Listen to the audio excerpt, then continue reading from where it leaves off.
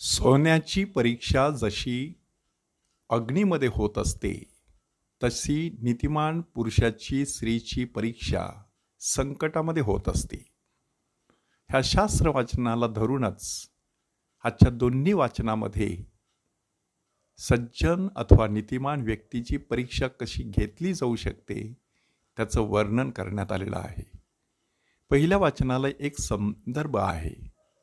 ज्ञानग्रंथाच्या पुस्तकातून घेतलेलं ते वाचन आहे.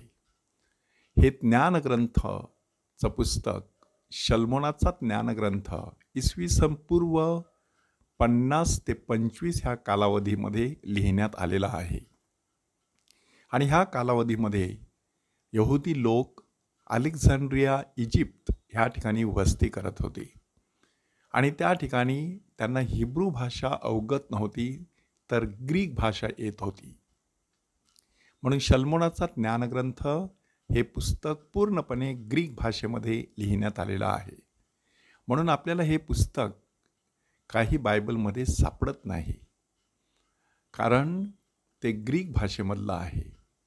मात्र ह्या पुस्तकामध्ये एक महत्त्वाचा विषय हाताळण्यात आलेला आहे, आणि तो विषय सज्जनाची परीक्षा किंवा नीतिमान माणसावरती ओढवणारी संकट. तशा प्रकारचा अनुभव यहुदी लोक त्या 25 वर्षाच्या कालावधीमध्ये घेत होते. इसवी सन पूर्व 63 साली रोमने पॅलेस्टाईन जिंकलं आणि त्यानंतर ग्रीकांकडून त्यांनी सत्ता हस्तगत करून आपली सत्ता सर्वत्र पसरवायला सुरुवात केली. जिथे जिथे यहुदी लोक पसरलेले होते तिथे तिथे आणि ग्रीकांची सत्ता जिथे कुठे होती तिथे रोमी सरकारने आपले हातपाय पसरायला सुरुवात केली. आणि त्यामुळे यहुदी लोकांसमोर एक नवं संकट उभं ठाकलं की आत्तापर्यंत त्यांच्यावरती बाबिलॉन, पर्शिया, ग्रीक ह्यांनी राज्य केलेलं. आणि त्यावेळेला त्यांच्या मनामध्ये एक प्रश्न निर्माण झालेला की अशा परिस्थितीत आमचा परमेश्वर कुठे आहे? ज्या परमेश्वराने आम्हाला निवडलं तो परमेश्वर आमच्या बरोबर आहे की नाही? आणि असे प्रश्न मनात येत असतानाच रोमी सरकारने त्यांच्यावर देखील छळ सत्र सुरू केलं. अशा पार्श्वभूमीवरती हा लेखक त्यांना मार्गदर्शन करत आहे की ते सांगत आहेत की त्याच्यासाठी आपण सापळा रचूया, त्या सज्जन आणि नीतिमान माणसासाठी सापळा रचूया. परंतु खरा सज्जन आणि नीतिमान माणूस जो असतो त्याचा संरक्षण करता साक्षात परमेश्वर असतो. शुभवर्तमानामध्ये देखील तशाच प्रकारची परिस्थिती निर्माण झालेली. प्रभू येशू ख्रिस्त अतिशय सुंदर असं जीवन जगून लोकांसमोर एक आदर्श उभा करत होता. परंतु यहुदी लोकांना ते समजलंच नाही. त्यांनी त्याच्या विरुद्ध डावपेच खेळायला सुरुवात केली. काही लोकांनी तर आपल्या हातामध्ये दगड घेऊन त्याला दगडमार करण्याचा विचार केला. अशा प्रकारच्या पार्श्वभूमीवरती आपल्यासमोर एक महत्त्वाचा प्रश्न उपस्थित केला जात आहे की माणूस आपल्या नीतिमत्तेचं संरक्षण कसं करत असतो?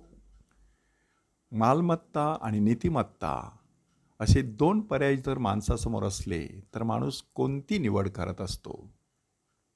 आपली मालमत्ता सुरक्षित ठेवण्यासाठी माणूस केवढे कष्ट घेत असतो की त्या मालमत्तेची कागदपत्र व्यवस्थितपणे जपून ठेवतो, त्या मालमत्तेला कुंपण घालतो, पैसे असतील तर ते बँकेमध्ये ठेवतो, आणि सोनं असेल ते देखील सुरक्षित कपाटामध्ये ठेवून देतो.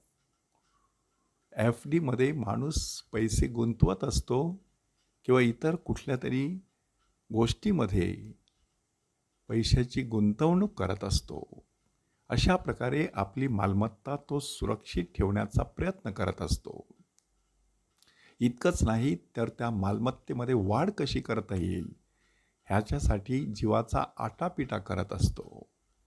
परमेश्वर आज आपल्याला प्रश्न विचारत आहे की जेवढे कष्ट तुम्ही मालमत्तेच्या संरक्षणासाठी करत आहात तेवढेच कष्ट तुम्ही नीतिमत्तेच्या संरक्षणासाठी करणार आहात की नाहीत? की ही नीतिमत्ता खालावण्यासाठी क्षुल्लक कारणं असू शकतात किंवा एखादं मोठं संकट असू शकतं. अशा संकटाच्या प्रसंगी जी व्यक्ती आपल्या नीतिमत्तेचा आधार घेते त्या व्यक्तीला परमेश्वर भरभरून असं प्रतिफळ देत असतो. श्रीमंत तरुण, त्याच्यापुढे प्रभू येशू ख्रिस्ताने हाच पर्याय ठेवलेला की तुला सार्वकालिक जीवन जगायचं असेल तर माझ्या मागे यायचं, नीतिमान जीवन जगायचं. परंतु त्याने नीतिमत्तेऐवजी मालमत्तेची निवड केली आणि तो इतिहासामध्ये अजरामर होऊ शकला नाही. उलट ह्या जगामध्ये देखील खिन्न दुःखी होऊन निघून गेला. आपल्यासमोर पर्याय आहे, नीतिमत्ता की मालमत्ता. जे आपल्याला हवं तेच आपल्याला दिलं जाईल.